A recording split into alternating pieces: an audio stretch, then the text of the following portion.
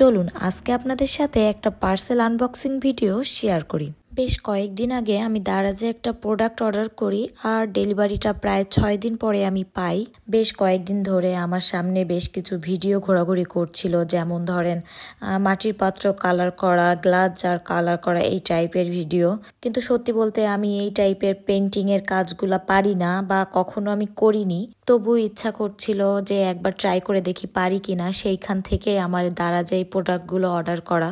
আমি mainly order করেছিলাম painting করার জন্য যে সব প্রোডাক্টগুলো লাগে তারই একটা কম্বো সেট। ফার্স্টে এখানে ছিল একটা প্লেটার, যেটাতে আমরা রং মিক্সিং করব বা কালার করার সময় রংগুলো ওখানে ঢেলে আমরা ইউজ করব। তারপরে এখানে ছিল 7 পিসের একটা ব্রাশ সেট।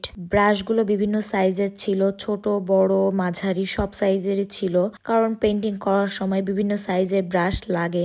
তারপরে ছিল একটা কিউট কালার পেন্সিল। পেন্সিলটাতে অনেকগুলো শেডের কালার ছিল। যারা নিউলি পেন্টিং করবে তাদের জন্য আমার মনে হয় পেন্সিলটা অনেক বেশি কাজে আসবে, কারণ পেন্সিলটা দিয়ে আগে তারা ড্রয়িং করে নিতে পারবে।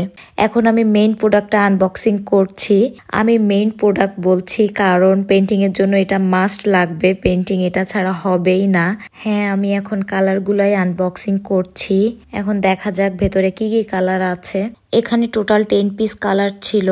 এখানে মেইনলি কমন সবগুলা কালারই ছিল। আসলে পেন্টিং করতে যে কালারগুলো বেশি লাগে এখানে সেই কালারগুলোই দিয়েছে তারা। এই ছিল আজকে মেইনলি প্রোডাক্ট আনবক্সিং এর ভিডিও। আপনাদের কাছে কেমন লেগেছে অবশ্যই কমেন্ট করে জানাবেন। আর আমি কি কি কালার করি, কিসে কালার করি সেগুলো অবশ্যই আপনাদের সাথে শেয়ার করব। তো আজকে এই পর্যন্তই। ভালো থাকবেন সবাই। আল্লাহ হাফেজ।